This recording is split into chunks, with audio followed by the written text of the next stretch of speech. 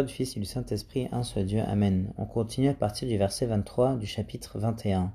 Et c'est un chapitre en fait où on va voir le Christ qui va expliquer que le peuple juif, qui est le peuple élu dans l'Ancien Testament, va devenir rejeté. Pourquoi ? Parce qu'il est resté entêté dans son péché et il a refusé le Christ, le Messie, et il l'a même crucifié. Et de ce fait, il va devenir rejeté. Et donc on va continuer de voir ces explications-là de la part du Christ dans ce chapitre-là. Jésus se rendit dans le temple et pendant qu'il enseignait, les principaux sacrificateurs et les anciens du peuple vinrent lui dire : « Par quelle autorité fais-tu ces choses et qui t'a donné cette autorité ? » Au vu de tous les miracles qui sont en train d'être faits par le Christ. Et ils savent très bien en fait au fond d'eux. Mais ils refusent de le proclamer. Ils savent quelle est la vérité. Ils savent que le Christ, il est Dieu. Qu'il était dans sa maison effectivement tout à l'heure quand il a chassé tous les changeurs et les commerçants qui volaient à l'intérieur du temple. Et ils essaient de le piéger. Ils refusent en fait par entêtement, ils sont entêtés, ils refusent de le suivre. Ils veulent le piéger. Et donc ils veulent le piéger en disant : « Par quelle autorité fais-tu ces choses ? Et qui t'a donné cette autorité ? » Parce qu'ils s'attendaient peut-être à ce que le Christ y dise par les hommes, et du coup ça ferait dire que le Christ n'est pas Dieu, et donc les gens peut-être arrêteraient de le suivre. Et s'ils répondaient en disant « Je suis Dieu », ça leur donnait une occasion pour eux de dire qu'il a blasphémé, et du coup qu'ils avaient l'autorité pour le lapider, parce que celui qui disait ça devait se faire lapider, alors que c'est pas vrai. Et donc c'est pour ça qu'ils posent cette question, c'est pour le piéger.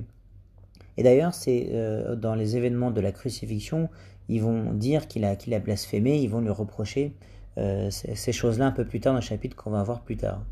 Et donc le Christ, par sagesse, plutôt que de rentrer dans leur jeu, il va leur poser une autre question et il va les piéger eux-mêmes. Jésus leur répondit : « Je vous adresserai aussi une question, et si vous m'y répondez, je vous dirai par quelle autorité je fais ces choses. Le baptême de Jean, d'où venait-il ? Du ciel ou des hommes ? » Et effectivement, Jean était quelqu'un de très aimé par le peuple, en fait. Jean était la voix de celui qui crie dans le désert, celui qui a appelé les gens au repentir. Et donc il était considéré comme un prophète, évidemment, mais il était rejeté par les principaux sacrificateurs et les anciens qui refusaient le baptême de Jean. Mais ils raisonnèrent ainsi entre eux, parce qu'évidemment ils sentent qu'ils sont en train de se faire coincer. Si nous répondons du ciel, il nous dira : « Pourquoi donc n'avez-vous pas cru en lui ? Et si nous répondons des hommes, nous avons un craint de la foule, car tous tiennent Jean pour un prophète. » Alors ils répondirent à Jésus : « Nous ne savons. » Alors qu'ils savaient très bien évidemment que Saint Jean était un grand prophète. Mais ils disent : « Nous ne savons », ils refusent, ils sont aveuglés, ou ils le savent très bien, mais ils ne veulent pas le proclamer, ils sont entêtés dans leur péché, ils veulent la première place, ils veulent que les gens les suivent, eux, ces principaux sacrificateurs et ces anciens. Et il leur dit à son tour : « Moi non plus, je ne vous dirai pas par quelle autorité je fais ces choses. » Il leur dit pas je ne sais pas, mais il leur dit : « Je ne vous dirai pas, parce que vous aussi, vous refusez de proclamer la vérité que vous savez au fond de vous. Vous savez au fond de vous quelle est la vérité. Mais vous ne voulez pas le reconnaître publiquement et même personnellement en vous repentant et en reconnaissant le Christ et en vous déliant de vos péchés. » Et c'est ça le problème. Par contre, il va leur révéler qui il est, le Christ, réellement, et par quelle autorité il fait cela un peu plus tard, dans le chapitre comme on va voir. Mais là, il va continuer en disant que, attention peuple juif, repentez-vous, sinon vous allez devenir un peuple rejeté. Et donc on va voir ça avec les histoires qu'il va raconter ou les paraboles qu'il va donner derrière. Au verset 28, que vous ensemble. Un homme avait 2 fils, et s'adressant au premier, il dit : « Mon enfant va travailler aujourd'hui dans ma vigne. » Il répondit : « Je ne veux pas. » Ensuite il se repentit et il alla. S'adressant à l'autre, il dit la même chose, et ce fils répondit : « Je veux bien, Seigneur. » Et il n'alla pas. Lequel des deux a fait la volonté du Père ? Ils répondirent : « Le premier. » Et Jésus leur dit : « Je vous le dis en vérité, les publicains et les prostituées vous devanceront dans le royaume de Dieu. » Et donc là, c'est une histoire pour faire expliquer que le peuple juif, qui est le peuple élu effectivement dans l'Ancien Testament, il y avait une alliance depuis Abraham, Isaac, Jacob, et ensuite avec la loi de Moïse. Effectivement, ils étaient le peuple de Dieu, il y avait cette alliance. Mais il est en train de leur dire : « Attention, vous allez la casser si vous refusez de vous repentir. » Et tous les prophètes de l'Ancien Testament ont appelé à se repentir, et là, vous n'avez pas voulu. Et donc il leur explique, un homme, il avait 2 fils, où là c'est Dieu qui a 2 peuples, le peuple de l'Ancien et du Nouveau Testament. Celui du Nouveau Testament, il voulait, donc le peuple des nations n'était pas le peuple de Dieu dans l'Ancien Testament. Mais il s'est repenti, il a reconnu le Christ. Et ensuite il a décidé de suivre le Christ. Et donc lui, il a accepté évidemment, parce que ce qui compte pour Dieu, c'est se repentir. Et s'adressant à l'autre, verset 30, donc au peuple juif, le Fils répond « Je veux bien Seigneur ». Ils sont dans la religion, dans les apparences, mais ils ne sont pas dans le repentir, ils refusent le Christ. Et du coup, qu'est-ce qui va se passer? Eh bien, celui qui a dit « Je veux bien Seigneur », qui n'a rien fait, évidemment, va être rejeté. Et finalement, ce qui compte, c'est quoi? C'est le verset 31. Lesquels des deux a fait la volonté du Père? Ce qui compte, c'est de faire la volonté du Père. Pas de dire « Je veux bien Seigneur », d'être dans une apparence et de ne rien faire. Et quelle est la volonté du Père? Eh bien, c'est le repentir, tout simplement. Parce que c'est le premier qui s'est repenti et pas le deuxième. C'est lui qui a fait la volonté du Père et qui a été accepté. Même si au début, dans sa vie, il avait une conduite qui n'allait pas. Les publicains et les prostituées vous devanceront dans le royaume des dieux. Donc ces gens-là qui sont simples et qui étaient pécheurs et qui se sont repentis, c'est ça le système de Dieu, c'est ça qui compte. Peu importe si on est publicain ou prostitué. Et d'ailleurs, c'est une raison pour laquelle il faut juger absolument personne ou se croire meilleur que personne.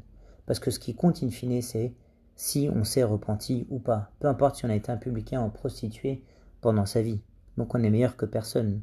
Et on ne sait pas si la personne qui, à un instant T, fait un péché devant nous, va se repentir ou pas. Donc à aucun moment on peut se dire qu'on est meilleur qu'une personne. Parce que, encore une fois, on ne sait pas si elle va se repentir ou pas. Et nous, on ne sait pas si on va rester dans un état repenti ou pas d'ailleurs. Donc attention à ne pas se comparer ou à ne juger personne. Parce que ces gens simples-là, ces gens qui sont pécheurs, c'est eux qui rentreront au royaume de Dieu, qui devanceront ceux qui ne sont pas repentis. Parce que eux se seront repentis. Car Jean, et donc là il répond à leur question au verset 32. Car Jean est venu à vous dans la voie de la justice et vous n'avez pas cru en lui. Mais les publicains et les prostituées ont cru en lui, et donc ils ont répondu à son message. Saint Jean il disait « Repentez-vous ». Et le Christ arrive, le royaume des cieux est proche. Eux ont répondu à l'appel de Jean et au repentir.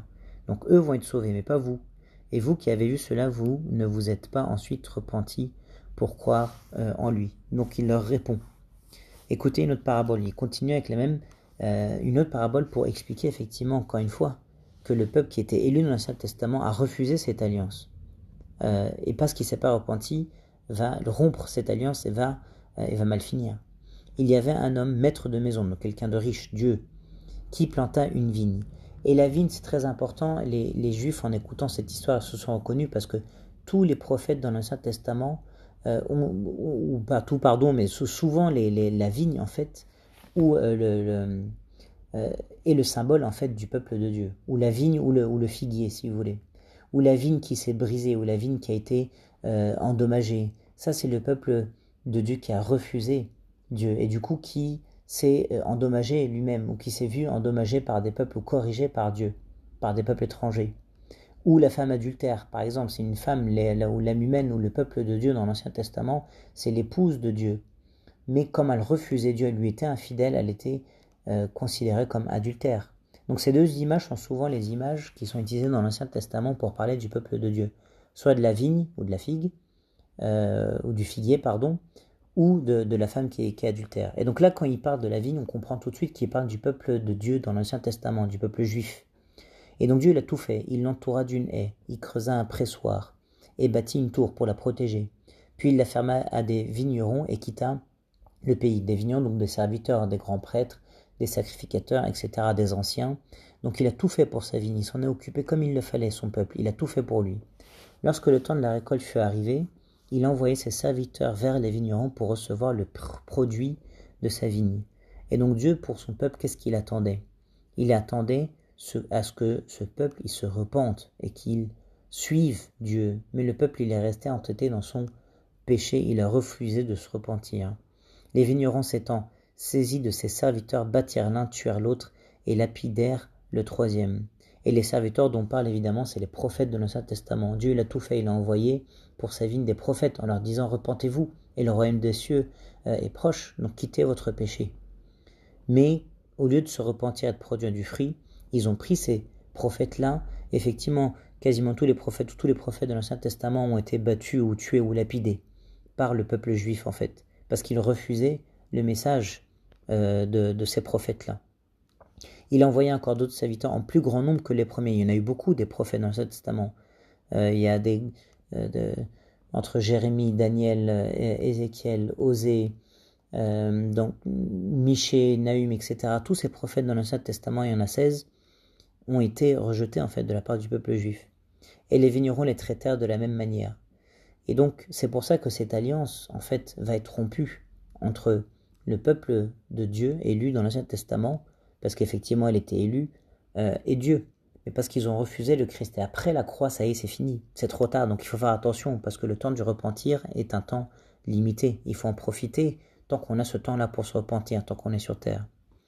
Et donc verset 37, il continue l'histoire. Enfin, il envoyait vers eux son fils en disant « Ils auront du respect pour mon fils, le fils de Dieu, le Christ. » Mais quand les vignerons virent le fils, il dit entre eux « Voici l'héritier, venez, tuons-le et emparons-nous de son héritage. » Et ils se saisirent de lui, le jetèrent hors de la vigne et le tuèrent. C'est ce qui s'est passé avec le Christ de la part des anciens, des Juifs, des sacrificateurs, des grands prêtres, etc.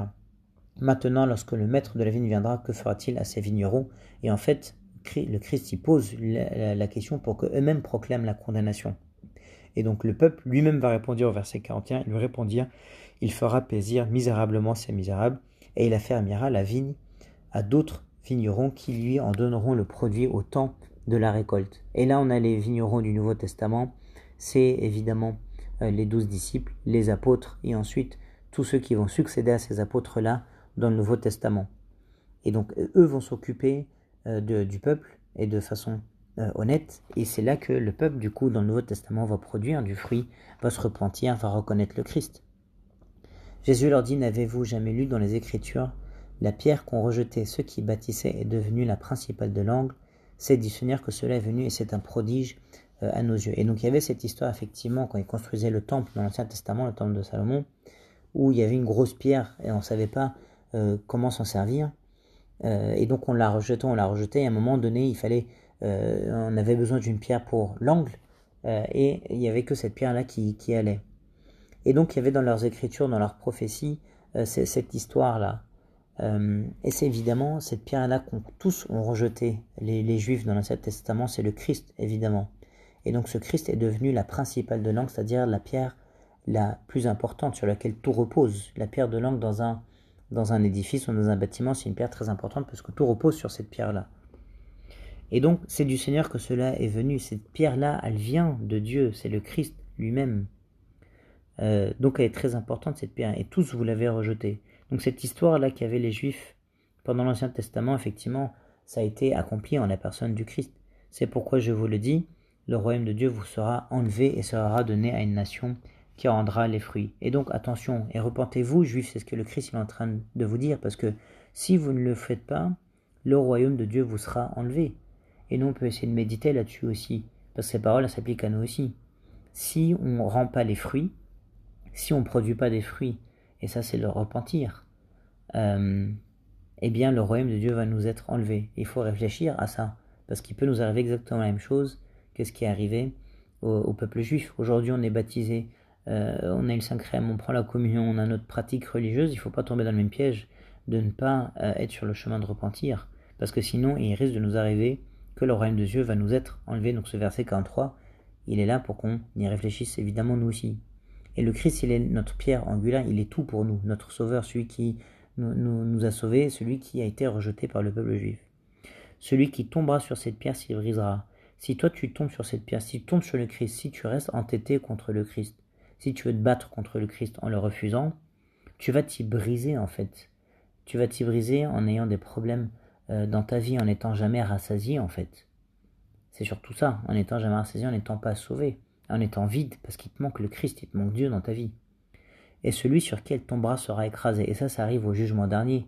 Si tu refuses jusqu'à la fin, eh bien c'est trop tard. Et donc il faut qu'on fasse attention. Et c'est bien ça le message du christianisme. Celui sur qui elle tombera sera écrasé. Et donc tu ne pourras pas être sauvé. Et tu seras condamné, parce que tu auras refusé le Christ. Après avoir entendu ces paraboles, les principaux sacrificateurs et les pharisiens comprirent que c'était d'eux que Jésus parlait. Et pourtant ils ont compris, mais ils ne sont pas repentis. Et ils sont restés entêtés. Ils cherchaient à se saisir de lui, mais ils craignaient la foule parce qu'elle le tenait pour un prophète. Et donc ils vont chercher à le faire mourir et à se saisir de lui, plutôt que de reconnaître toutes ces paroles, d'être convaincus et de se repentir. Et gloire à Dieu éternellement. Amen.